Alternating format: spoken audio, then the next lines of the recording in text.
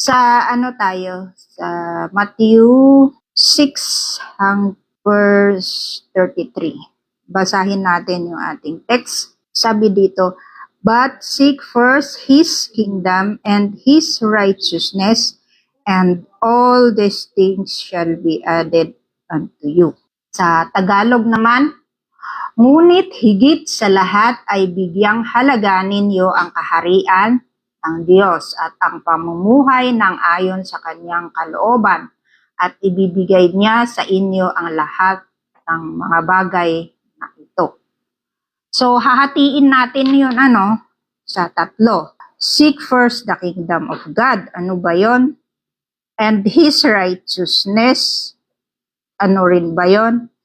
And all these things, ano ba yung these things na yon na shall be added unto you. So, sinasabi dito, kamukha nga nung napag-usapan natin nung last week sa Mark 1:15, sabi ni Jesus mismo na, "Now it has been fulfilled, the time is now, the kingdom is at hand, repent and believe." Ano ba yung kingdom dun na sinasabi ng Diyos?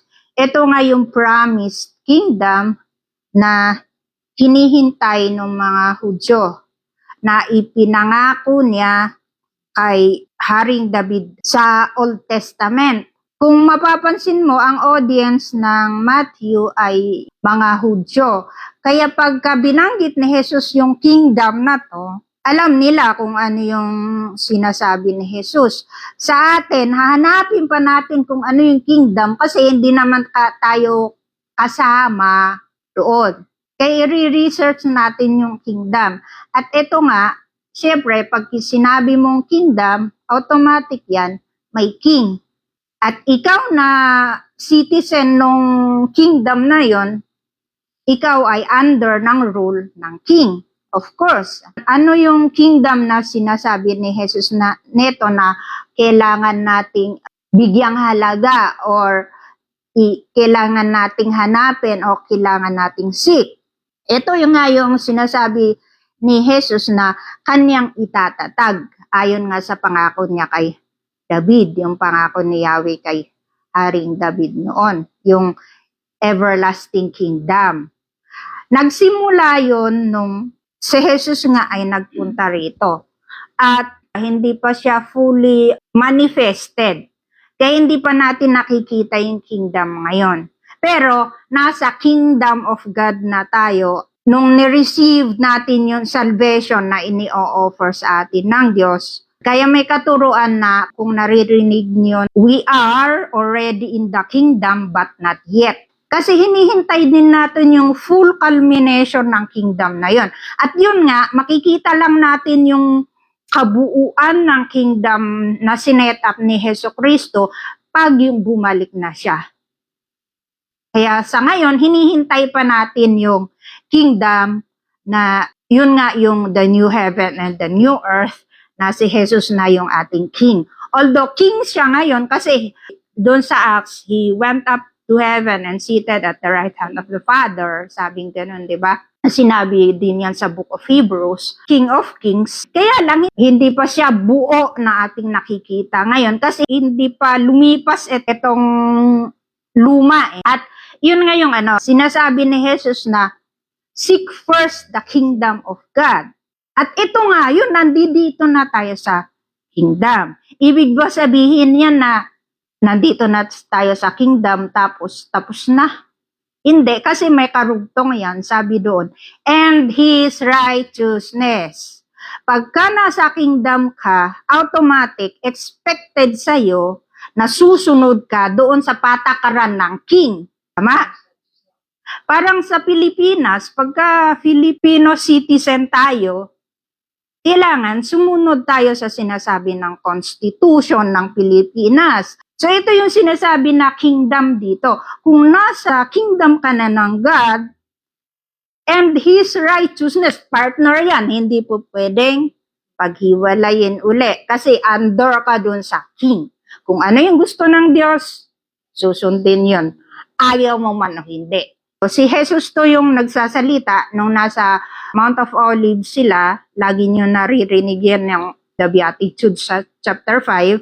Ito yung Tinuturuan niya yung kanyang mga disipulo kung papaano nila gagawin at i-apply yung mga katuruan na itinuturo sa kanila. At ito nga, inisa-isa ni Jesus itong mga gagawin ng isang tao na nasa kingdom. Pagka wala ka pa sa kingdom, ayun nga, doon sa Mark last week, repent and believe for the kingdom is at hand. So, yun yung pagkakasunod-sunod nung itinuturo ni Jesus nito. Ngayon na nasa kingdom ka, sabi nga sa Matthew 6 na to, susundan natin yung kwento niya, no? Sinasabi niya to sa mga disipulo niya. Sabi niya, ngayon na nasa kingdom nga kayo, anong gagawin niyo? Eh siyempre, mamimili ka ngayon. Diyos ba ang susundin mo o yung nirepent mo na? Diyos ba ang pipiliin or yung pinagmulan mong ibang kingdom? Sa konsepto ng Hudyo, itong kingdom of God, itong Jewish nation o itong Israel, yun. At outside noon, hindi sila kasama sa kingdom. Kaya mababasa mo rin dito na merong Gentile na nabanggit si Jesus. Kasi yun yung konsepto nila nung panahon na yun. Pagka hindi ka Israelite, automatic Gentile ka na. Yun lang yun. At ang sinasabi nga ni Kristo, ngayon na nandito na yung kingdom, kasi nandoon siya, kausap niya to mga apostles niya, di ba? At simulan natin sa 24, kasi itong 33, ito yung pinaka-summary nung sinabi ni Jesus nung mula pa nung chapter 4-5. So mahaba yan. Kaya kung gusto ninyong balikan yon, mag-backread na lang. So, simulan natin yung sinasabi dito na sa verse 24, dito sa magandang balita. Walang aliping makakapaglingkod sa dalawang Panginoon, sapagkat kapupuotan niya ang isa at iibigin ang ikalawa. Paglilingkuran ng tapat ang isa at hahamakin ang ikalawa. Hindi ninyo maaaring paglingkuran ng pareho ang Diyos at ang kayamanan. Or in other words, hindi nyo pwedeng pagsabayin ang service ninyo sa Diyos at service sa world na sinasabi naman ni Apostle John. Kaya't sinasabi ko sa inyo, sabi ni Jesus, huwag kayong mabalisa tungkol sa inyong kakainin at sa inyong iinumin upang kayo'y mabuhay o kaya'y tungkol sa susuutin ng inyong katawan. Hindi ba't ang buhay ay higit na mahalaga kaysa pagkain ng katawan kaysa sa damit? Masdan ninyo ang mga ibon, hindi sila nagtatanim ni umaani man o kaya nagtitipon sa kamalig, ngunit pinapakain sila ng inyong ama na nasa langit. Hindi ba't higit kayong mahalaga kaysa mga ibon? Sino sa inyo ang makakapagpahaba ng kanyang buhay ng kahit isang oras sa pamamagitan ng kanyang pagkakabalisa? Tuloy natin. At bakit kayo nababalisa tungkol sa pananamit? Pinoproblema mo ba kung anong susuotin mo? Isipin ninyo kung paano tumutubo ang mga bulaklak sa parang. Hindi na sila nagtatrabaho ni gumagawa ng damit. Ngunit sinasabi ko sa inyo, kahit si Solomon, si Haring Solomon nung araw, ang pinakamayamang tao na nabuhay sa buong mundo, sa kanyang karangyaan ay hindi nakapagdamit ng singganda ng isa sa mga bulaklak na ito. Kung dinadamitan ng Diyos ang damo sa parang na nabuhay ngayon at kinabukasan ay ginagatong sa kalan, kayo pa kaya kay liit ng inyong pananampalataya sa Kanya. Tuloy natin. Kaya't huwag kayong mag-alala na baka kayo kapusin sa pagkain, inumin o damit. Hindi ba't ang mga hentil, ito yung sinasabi ko nung una, ang nababahala tungkol sa mga bagay na ito? Alam ng inyong Ama na sa langit na kailangan ninyo ang lahat ng ito. Ito yung ating text ngayon. Ngunit, higit sa lahat ay bigyang halaga ninyo ang kaharian ng Diyos at ang pamumuhay ng ayon sa kanyang kalooban at ibibigay niya sa inyo ang lahat ng mga bagay na ito. Ang argument dito ni Jesus ay unahin kung ano yung mahalaga. Kasi ayon doon sa mga naunang verses, sa Diyos nagmumula ang buhay. Sabi niya, di ba, mas mahalaga ang buhay kaysa sa mga damit, kaysa sa mga makakain, kaysa mga maiinom na yan. Mas mahalaga yung buhay. Bakit ipinagdiinan ni Jesus na mas mahalaga?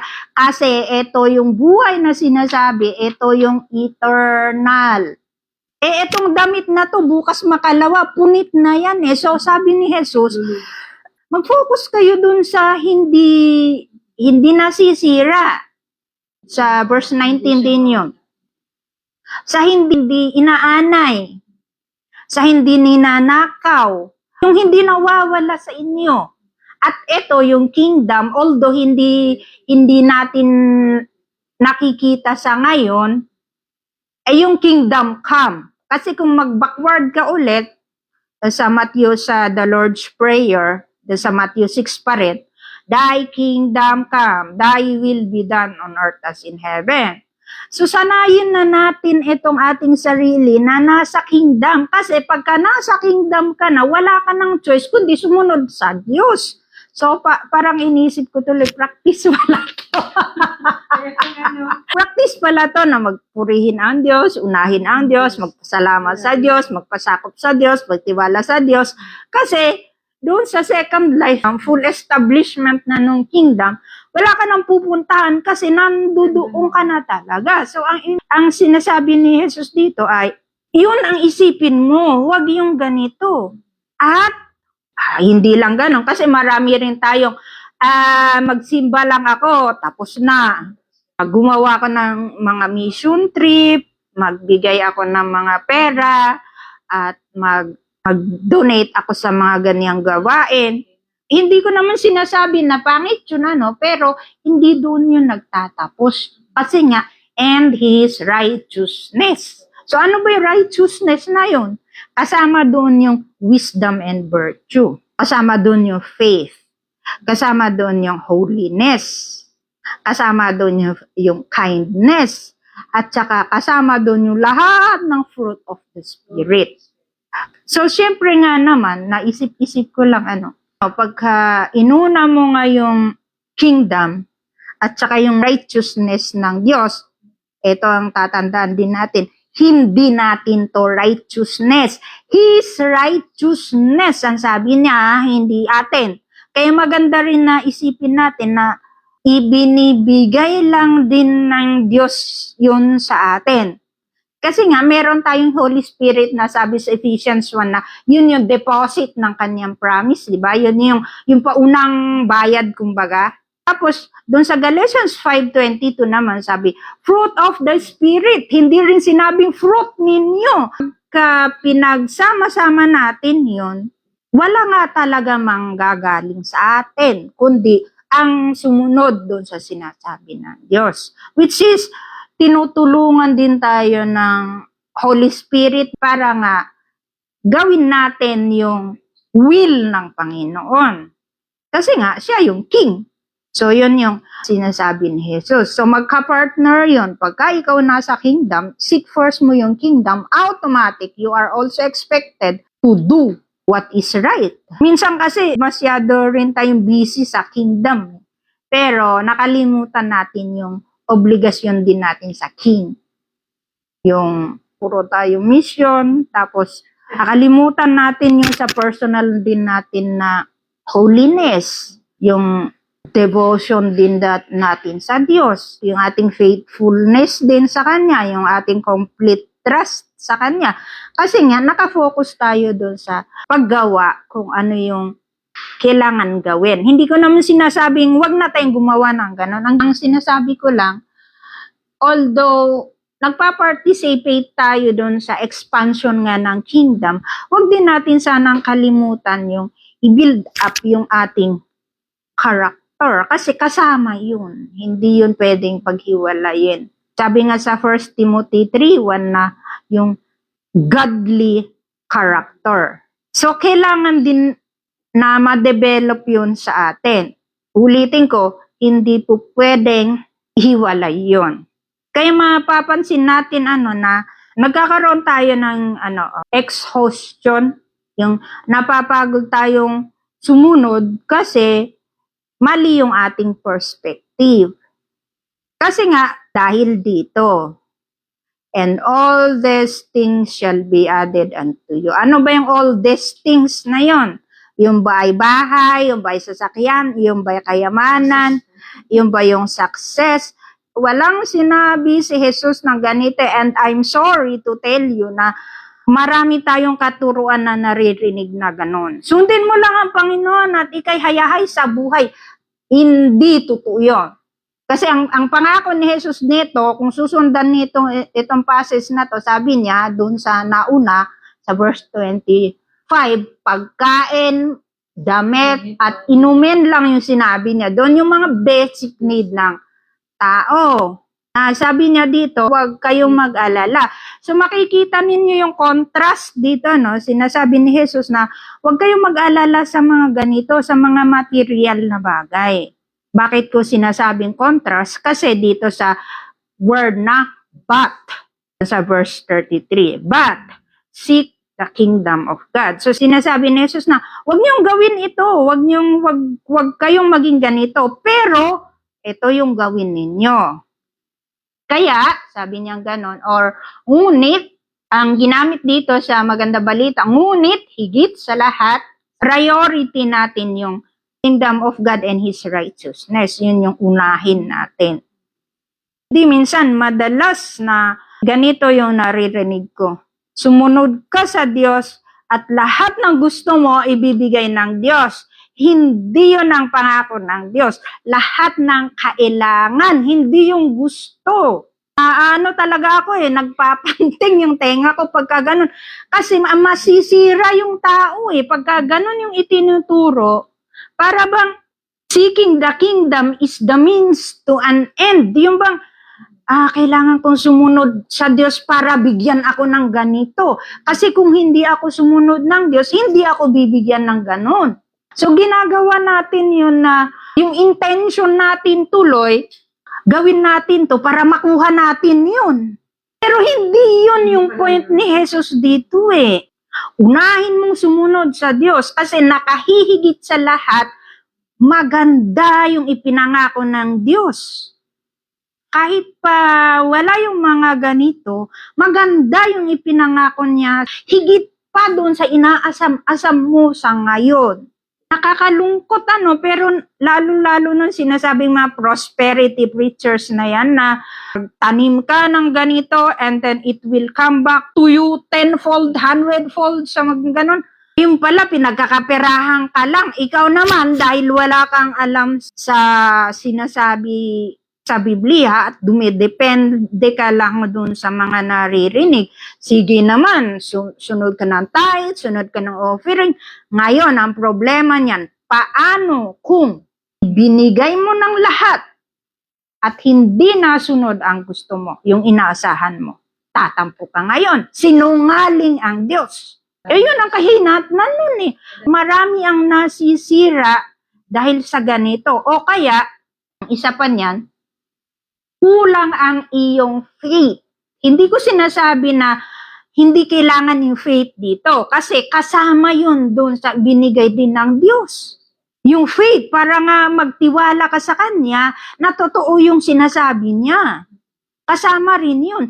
Pero kung yun nga, yung hindi natupad yung prayers mo, hindi pinakinggan ng Diyos yung mga hiniling mo sa Kanya, tapos parang ini-ignore ka lang ng Diyos, tapos sasabihin pa sa'yo na kulang siguro yung faith, kaya hindi ka pinakikinggan ng Diyos. Ang hirap nun ipaliwanag, ang hirap patunayan kasi tatanungin ko naman yung nagsasabi, kung may nagsabi sa akin ng ganyan, tatanungin ko naman siya, kulang ba yung faith ni Paul? Bakit siya na-shipwreck? Bakit siya nagutom? Bakit siya naghirap? Kulang ba yung faith ni Paul noon? Kaya hindi dininig ng Diyos yung mga hiling niya? Lalong-lalo ito. Nananalangin si Kristo sa Garden of Gethsemane.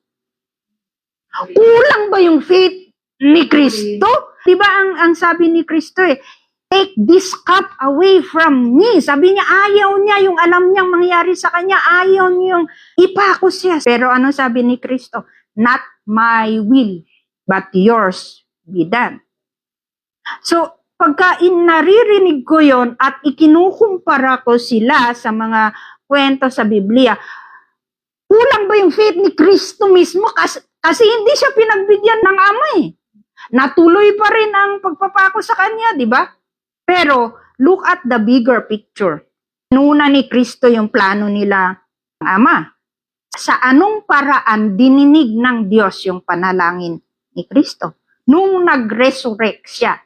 Hindi man pinakinggan ng Diyos, although I believe strongly na pinakinggan siya ng Diyos, hindi nga lang ayon dun sa gusto ni Kristo mangyari na ayaw niya sana maipako bilang tao. Sino ba may gusto nun kasi? Pero sabi nga ni Kristo, not my will but yours be done. So nag-submit siya dun sa kagustuhan ng Diyos. So ano nangyari? Pinakinggan siya ng Diyos. Pakikinggan din siya talaga ng Diyos, pero hindi doon sa paraan ni Kristo, hindi doon sa gusto ni Kristo mangyari. Ang nangyari niyan, pinakinggan ng Diyos nung nag-resurrect si Kristo. Which is, magre-resurrect din naman talaga kasi nga, Diyos din siya. Ang gusto ko lang natin isipin na alam ng Diyos kung ano yung pangangailangan natin. Kaya nga sabi niya, huwag kayong mag-alala kasi itong mga nasa sa atin ngayon, itong natatamasa natin ngayon, pang ngayon lang to. Temporary lang yun. Gusto ko yung sinabi ni Chuck Smith na you only have one life that soon to be past. Only what you do in Christ will last. Mahirap kasi to kasi minsan, yun nga, yung umaasa tayo na tayo pakinggan ng Diyos, di ba? Tapos, tapos ginagawa din naman natin yung kailangan nating gawin. Pero anong dahilan, bakit parang ignore lang tayo ng Diyos? Ang sakit nun, di ba? Ang tagal ko nang ipinapanalangin ito, pero 10 taon na nakaraan, hindi pa nangyayari. Ibig lang sabihin nun, hindi yun yung dapat pagtuunan ng pansin. Kundi, ito nga, yung righteousness. Yun yung pinakamahalaga. Yung mahirap talaga maging righteous kung ikaw lang din mag-isa. Pero may sinabi naman nga ni Kristo na you will be empowered by the Holy Spirit. At ayon sa Romans 8:26 na iyong Holy Spirit pa nga ang nananalangin ng mga groanings na hindi mo masabi, siya ang namamagitan para iparating yun sa Diyos. At ayon din naman sa Hebrews, si Kristo din mismo ang nag-i-intercede para sa atin. Diba? Ang ganda nun, may Holy Spirit ka na, may Jesus ka pa, saan ka pa? So ang atin, mag-focus tayo dun sa sinasabi ng Diyos. At ayun nga, i-train yung ating sarili na i-search kung ano yung will ng Panginoon. Alala ko yung aking kapatid, sabi niya. Kasi nga, nag-a-apply siya. Ano ba yung will kasi ng Panginoon? Kasi gusto niya ma-employ, pero nakailang apply siya, wala pa rin Sabi ko lang sa kanya, hintayin mo kasi baka hindi pa to yung panahon. Sabi niya sa akin, ano ba kasi yung will ng Panginoon? Sumagot naman ako, sabi ko, ano ba yung will ng Panginoon? Righteous ka nga. Righteous in a way na i-pursue niya kung ano yung alam na niya na gusto ng Diyos, which is nasusulat naman sa Biblia. Ito yung may mga instructions, lalo dun sa mga sulat ni Paul, yung mga ganyan, may mga instructions kung papaano mamuhay ang isang anak ng Diyos. Di ka sundin mo lang yun. Paraan din ka ako ng Diyos yan. Kaya kung sakali ka, kung hindi ka pa ma-employ, tinitrain kang maging patient. O, di ba? Yung nabubuo mo na rin yung fruit of the Spirit. Kasi kung walang challenges ang isang Kristiyano, baka hindi Kristiyano yun. God will discipline His children. Ngayon, kung hindi ka nakakaranas ng disciplining, baka hindi ka anak ng Diyos. So, yun yung... Yun yung natin na itong all these things shall be added unto you na to ay hindi yung gusto natin. Pero ito yung alam ng Diyos na kailangan natin. Para hindi ka mamatay, siyempre bibigyan ka ng pagkain. Para hindi ka ginawin, kaya ka nakakabili ng damit. Rereklamo ka pa ba niyan? Wala nga dito yung mayaman ko. Wala nga. Alam, dami kong maling mag-preach talaga dun sa akin eh. Wala. Kasi ang sabi dyan, yung mga basic needs of life lang. Yung maiinom. Tapos yung makakain. Tapos yung damit mo. Kung bahay-bahay kang maganda, bonus mo na yon. So makikita nyo, pag nagsik ka nga ng kingdom at saka yung righteousness na to, magkakaroon ka rin ng godly wisdom at virtue na ang aking pinopursue ay wala palang halaga. Kasi hindi ito yung sa akin. Kasi nga, sabi nga ng Diyos na gugunawin niya ang mundo. So, susumikap ka pa rin bang magtayo ng pagkalaki-laking bahay na sisirain din pala ng Diyos yung pagka malaki ang sahod mo. Maganda ang sitwasyon mo sa amo mo. Tapos, may bahay kang maganda. Bonus na yon. Pero, pangit din ang malaking bahay. Alam mo kung bakit? Tatamarin kang maglinis. Nasabi ko yan. Ibig ko sabihin, hindi ko naman sinasabi na nakasalanan ang yumaman. Hindi yun yung point. Hindi. Pero secondary na lang yon. Unahin natin ang Diyos kasi nga, yung pangako niyang kingdom come na, anong tawag doon? Nasa new heaven and the new earth ka na. Bibigyan ka na mansion ng Diyos mismo. Pakahirap ka pa ba nun? Mas maganda yung the kingdom come na yun pagka yung nakita talaga natin buo. Sinasabi lang ni Jesus dito na huwag kayong mag-alala sa mga material na bagay kasi mawawala din yan eh. Kamukha nung pag person ng education. Kaya nakailang doctorate ka na, nakailang degree ka na, 10, mga ganon, 5. Pero pagka namatay ka, patay na rin yung degree mo. Kaya para saan? So yung sinasabi ni Jesus ay mag-focus kayo kung saan yung hindi aanayin, yung hindi masisira, godly living. Kaya yung all these things na to, secondary lang yan. Kasi pangako rin ng Diyos na hindi ko kayo pababayaan, hindi ko kayo iiwan. Sabi nga niya doon sa nabasa natin, yung ibon ngang hindi naman nagtatanim, nabubuhay pa sila. Ikaw pa kaya na meron ka ng isip kung paano magtrabaho. Ngayon, ang tanong, ano mag-serve nga sa king? Kasi may mga narinig din ako na hindi naman ako marunong kumanta. Magsimba lang ako. Kasi pag inaaya mo, ang daming dahilan, di ba? Pero sabi din ng Biblia na bawat isa binigyan ng kakayahan ng Diyos para dun sa building up of the church. Hindi ko sinasabing building na simbahan, building up of the people of God and edification as well. So kaya kung may pera ka, edi magbigay ka, pero wag mong ibigay yon na may inaasahan kang kapalit kasi hindi iyon yon. Yung kapalit nun, honestly, is yung kingdom come pagka second life na. Kasi may reward ka rin doon na naghihintay. Sabi nga ni Kristo na sa Revelation na bawat ginawa mong may katumbas din yan na reward. So wala talaga masasayang din sa Diyos. Ngayon, magsimula ka sa kung ano yung meron ka. And then figure it out kung saan ka na magaling. Kung, di ba, pagka may sa skills, mag-concentrate ka nun sa skills na meron ka na kung saan ka pinakamahusay kasi doon ka rin makakatulong sa iba eh. Walang gaya-gaya dito sa kingdom ni God. May kanya-kanya yan. Kaya wag niyong piliting kumanta kung yung boses naman hindi rin talaga. Kasi ibig lang sabihin nun, hindi ka doon. Pero hindi rin ibig sabihin nun na wala kang part doon sa kingdom. Malay mo, taga-ayos ka lang pala ng upuan. Totoo yun. Kasi doon nakafocus tayo doon sa nakikita ng tao. Hindi na natin tinitignan yung backstage nun. Ang atin lang, yung mga naka-mikropono sa harap, di ba? Parang ang galing-galing. Yung ganon. Pastor na mahusay magdamit, mahusay magsalita.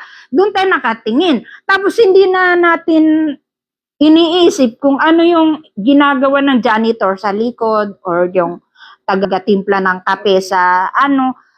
Kasama yun doon eh. Kaya nga sabi ni Paul na yung nasa kingdom ay para silang katawan ng tao. May ulo, may mata.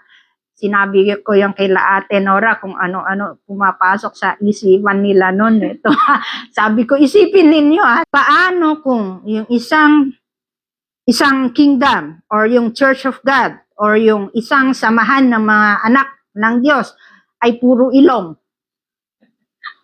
Wala na. Hindi na makakita. Amoy na lang. Tapos sabi nila, hindi mag-aamoy yan ng baho. Lahat na lang ng klase na maaamoy. So makikita natin, nakakatawa. Pero minsan kasi nakafocus tayo. Yung alam nating gumagawa sa kingdom ay yung mga prominent figures lang na, yun nga, yung si missionary yung ganito. Hindi naman pupunta yung missionaryo kung walang nagbigay ng gagastusin niya eh. So yun yung point ni Jesus dito na seek yung kingdom at saka yung righteousness. Hindi po pwedeng puro ka rin righteousness. Kasi yung righteousness mo na yan, magpapakita din na ikaw nga ay kasama sa kingdom. At saka hindi ka rin pwedeng mag-exist mag-isa. Kailangan mo itong mga kasama. Isipin mo na lang, imaginein natin. Ako yung mag-preach, ako yung mag-song leader, ako rin yung audience, ako rin yung makikinig sa pre-preach ko. Ano yun? Paano ko makikita yung may mga mali ko pala kung wala naman yung aking kasama? Although medyo lumayo tayo dito sa ating usapin, pero eto nga, yung kailangan nating i-pursue, tapos tsaka na yung mga makakain, damit. Hindi ko naman sinabing maghubad kayo para or wag na kayong kumain na kasi kailangan din natin yan. Ang ano lang natin, alamin natin yung priorities. Sabi ni Jesus nga, huwag niyong gawin ito. Huwag kayong mag-alala kasi ipoprovide ng Diyos yan. Gawin ninyo ito. Kaya nga, napakahalaga yung word dyan na but. Hindi lang kasi, seek the kingdom of God and His righteousness. Hindi ganon. Isama mo yung but. At paano ba yung argument na ginagawa ni Jesus doon? Huwag kayong mag-worry sa mga ganitong bagay. Sabi niya, instead or but, gawin ninyo yung ganito. Hindi niya rin sinabi na, gawin ninyo itong pinagagawa ko para magkaroon kayo ng ganito. Hindi rin ganun. Kasi, yun nga yung mga promises nga ng, nakakaano yun eh. Kaya, sorry to say, pero nagpapanting talaga tenga ko pagka yung nagsasalita, kanyari yung mga preacher, puro pangako ang itinuturo sa congregation niya. Nakakasira ng tao yun eh. Hindi na yun nakaka-build up sa tao. Tama. Yung expectation nila mataas. Tapos yung reality hindi naman pala. Kaya mahalaga na titignan natin yung balance rin dito na hindi ko rin naman sinasabi na mag-quit ka sa trabaho mo at mag-concentrate ka sa ministry. Hindi rin yun po pwede kasi unang-una, panalangin din sa Diyos kung ano ba talaga yung gusto mong gawin. Eh, ito bang gusto mong gawin ay naaayon ba sa kagustuhan niya rin? Kasi kung gusto mo lang, wala rin mangyayari niyan. Kaya nga, hindi ko rin sinasabing wag ka nang kayong magplano, come what may. Hindi rin yun kasi sinabihan din tayo ng Diyos na intindihin din yung ating mga pangangailangan. Kaya lang, tingnan nga natin yung ating priority. Unang-una, sabi rin sa Proverbs 16, tayong nagkaplano, pero Diyos din ang magpapatupad. Ngayon, kaya natutuloy yung ating mga plano kasi naaayon yan sa kagustuhan ng Diyos. Ngayon, kung hindi pinag-ibigyan yung gusto mo, 20 taon nang lumipas, hindi yon ayon sa kagustuhan ng Diyos or hindi pa panahon para ibigay yun sa'yo. Uulitin ko, ito ay ibibigay. Kumbagay, bonus yun sa'yo. Seek mo yung kingdom and His righteousness, sabi dyan sa text, and then, all these things, ano ba yung these things? Food, drink, and clothing. Kung may sasakyan ka, bonus mo yon. Sabi pa niya, sino ba ang makakapagpahaba ng hininga niya sa 1 minuto? Sabi niya sa naunang verses, di ba? Gagawa mo ba yun? Di mo nga alam, maya-maya, huling hininga mo na pala yun. O di, sayang yung malaki mong bahay. I mean, hindi kasalanan yung mangarap ng mga ganun. Pero, kung mauubos yung iyong strength, babaliw ka sa kaiisip kung saan ka kukuha ng pantustos mo sa pampagawa ng bahay, doon ang problema. Kung mayroon naman kaya, so why not? Oo. Sa advantage ng seeking ng kingdom of God ay magkakaroon ka ng wisdom. Magkakaroon ka ng pag-iisip. Kasi mapapalitan yung perspective mo eh. Dumating yung paghihirap, may comfort ka na, dito lang yan sa lupa. Para sa ambat, lilipas din ito. What is 5 years here compared to eternity? 5 taon lang to, kung sakali sinabi ng doktor na, 5 taon lang ay bubuhay nyo, maghihirap kayo. Para saan ba yung 5 taon na to, kumpara mo sa eternity? Kesa dun sa nang mag-isip, lalo ka tuloy nagkakasakit dahil na-stress sa kaiisip kung paano mo yun re-remedyohan. Pero, ayun nga, pagka meron ka na tong wisdom na nagmumula rin sa Diyos, isipin mo na, dito lang yan sa lupa. So, nagkakaroon ng comfort kung maiintindihan natin kung ano yung nasa kingdom. Hindi ito yung material na andito. Kasi lilipas lahat dyan. Maganda yung bahay mo, ang dami mo nilagay doon. Nakyat ka na magnanakaw ngayon. Oo. Di ba? Hindi naman kasalanan nga magkaroon ng mga materials na ganyan. Kaya lang, kung yun naman ay nakakasira na sa'yo, mas mainam na yung wala na lang yun. Kasi minsan, ganito, may narinig din akong kwento na couple daw yun. Pastor, ipanalangin mo kami dito sa aming negosyo. E di nag-pray naman sila na nag-pray. Lumago itong negosyo. Hindi na nagsisimba yung mag-asawa kasi busy na sila sa negosyo. Kung tagalin ng Diyos yan. Nangyari yan kay Job. Hindi ko sinasabing nagkasala si Job kasi nga si Yahweh rin na may sabi na righteous before His eyes si Job. Pero bakit nangyari pa yung ganun sa kanya? Pinapakita doon na temporal nga kasi ito. Hindi ito yung eternal.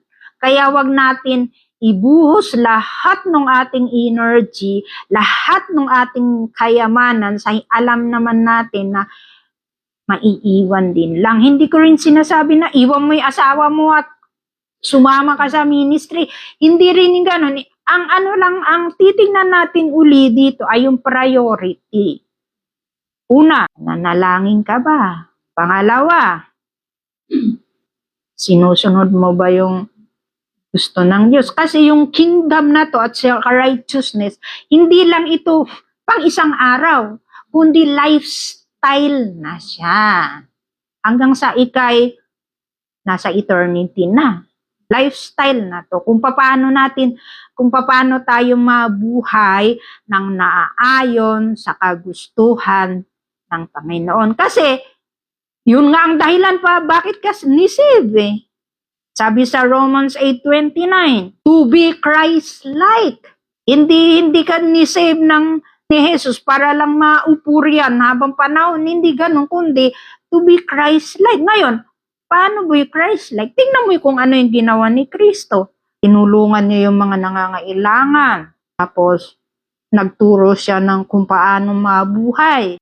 At, sabi niya nga, wala nga siyang bahay na mauuwian Kasi nga, may bahay siya naman sa langit. Sinabi niya yun, nung sinabi na, tama rin kami sa inyo, sabi ng yung mga sumusunod sa kanya. Tapos sabi ni Jesus na, the Son of Man has nothing to lay his head. Wala nga siyang mauuwian eh. Wala siyang bahay na mauuwian eh. Ibig lang sabihin nun, sasama ka pa ba ng ganito naman kami? Wala namang bahay na tinayo si Kristo ah. Kung saan-saan nga sila natutulog eh. So yun yung sinasabi dito na mag-ituon natin yung ating pag-iisip and then magkakaroon na rin tayo ng benefits noon na. Siyempre, magkaroon ka ng peace of mind. Hindi ka na mag-aalala kung mamamatay ka mamaya. Hindi ko na din naman sinasabi na huwag kayong mag-ipon or huwag kayong mangarap, huwag kayong magnegosyo. Ang sinasabi ni Kristo, tingnan ninyo yung priority na si God at saka yung kingdom at saka yung righteousness, yun ang ating top priority. At saka na yung iba. Bibigay na yung pangangailangan, hindi yung gusto ha. Marami ang testify na to yun. To live is Christ and to die is gain. Sabi ni Paul, seek the kingdom of God and His righteousness. At lahat ng secondary, kung naaayon sa will ng Panginoon, kusang ibibigay sa atin. So, yun lang. Tapos na tayo.